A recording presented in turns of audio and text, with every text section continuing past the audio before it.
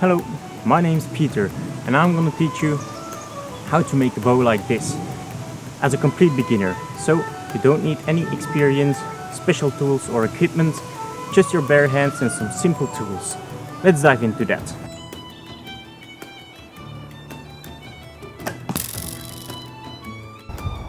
This is basically the stick that's gonna be my longbow, or yeah, hunting bow, whatever you call it.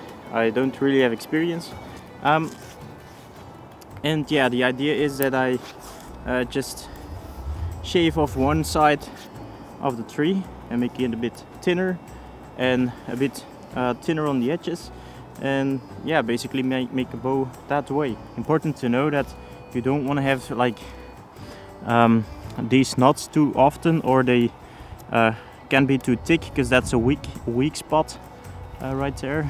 Again, right here, if you can see, this is an old stick that has overgrown, so that's a weak part. Yeah, one part is that we have to dry it very slowly or it will crack. I then covered the outer ends in mud to prevent an uneven drying process and thus decrease the chance of splitting. While the wood is drying, I can start making some arrows. Okay, so I got me some hazel stacks. They're very long sticks, very long and straight sticks. I really like them, but as you can see, I still have to cut them to size. I really like to cut them a little bit longer, so I've got some wiggle room to choose out the best part of my arrow. And yeah, so I'm gonna now all strip them accordingly and yeah, leave them to dry a little bit and go on for the next step. Oh.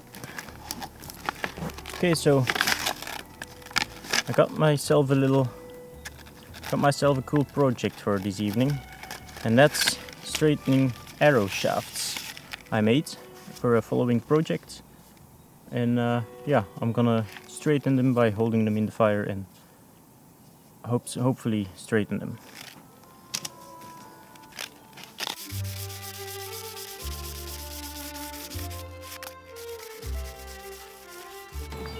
So you simply see that this one is not straight. You look at the arrow, like here it seems to nick a bit, and then we warm it up so it becomes soft and loose.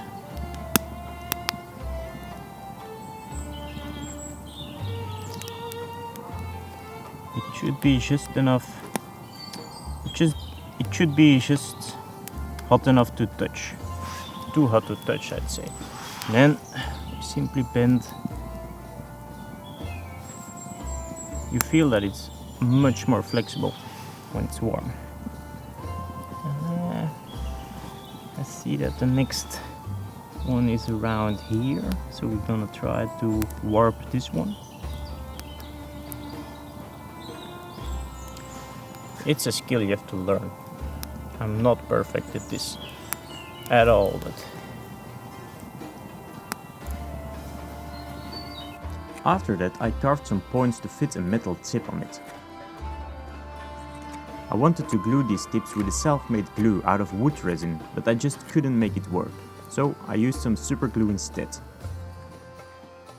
Looking all neat, I started cutting some nocks onto my arrows. I made some major mistakes here, and you'll see at the end of the video what I meant. Finally, I attached some feather fletching with glue and cordage on every arrow. Now, back to the bow. Okay, we're now 2 months in since I cut down this branch of yew tree, and yeah, I think it's quite dry to work with. I know it's not dry enough, or it's not bone dry, but at least it won't get any cracks when drying further, I guess. Now I have to decide which part of the bow is going to be the back of the bow and which one is going to be the belly of the bow. Namely, the belly of the bow is going to compress and the back of the bow is the thing that's going to be the stretchy part. So and since there's this small crack I want to get away, I think I'm going to choose that side to remove, actually. I probably forgot to mention that this is not a how-to video, but rather an experimental video, since I've never done this before. And I'm just gonna see how it goes, and I hope to make an awesome bow that shoots very far, basically. Shave everything away from that place and just not touch this part. Then I'm gonna straighten this part out in a later process, but now just gonna cut this away.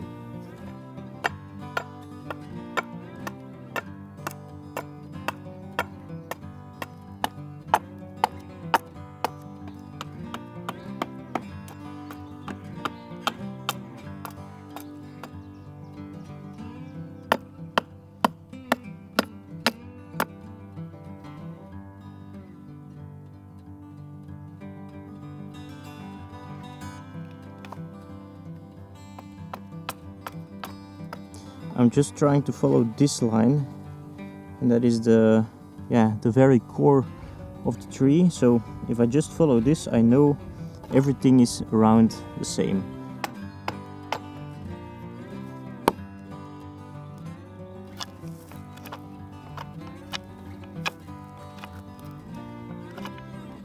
Apart from the blisters I'm getting, I'm really liking how it's starting to look like a real bow. I'm just gonna have to make some notches or some grooves in this, and I'm gonna have a test tillering to see which parts are still weak. Now that's out of the way. There's still some bark left on the back side of the bow, and I really don't want to hit any wood, so if that makes sense. So I just want to scrape off the bark without touching the wood, really. So I'm just gonna scrape it off very carefully, not to touch anything, otherwise that could cause a weak spot in the bow.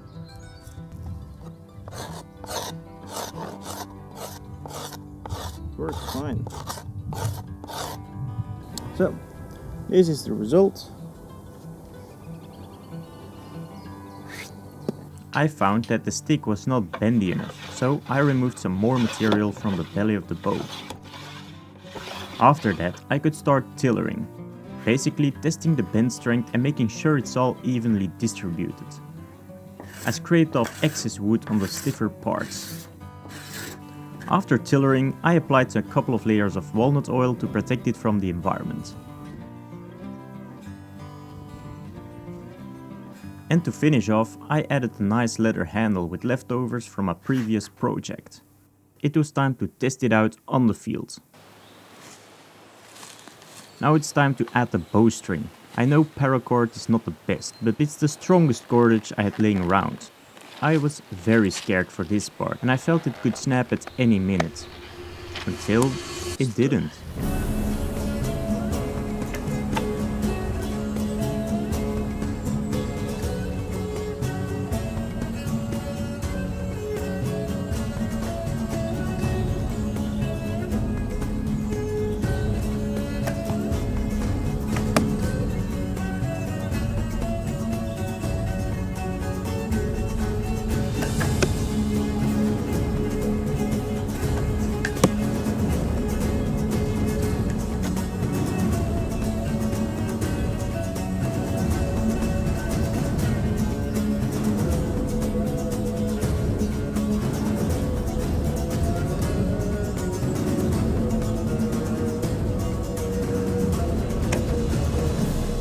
Okay, something I should add is that almost all of my arrows have split around the nock, or whatever you call it, and that's because I didn't reinforce it. All the power is coming on here, and it just splits the cordage, the bowstring just splits the arrow right in two.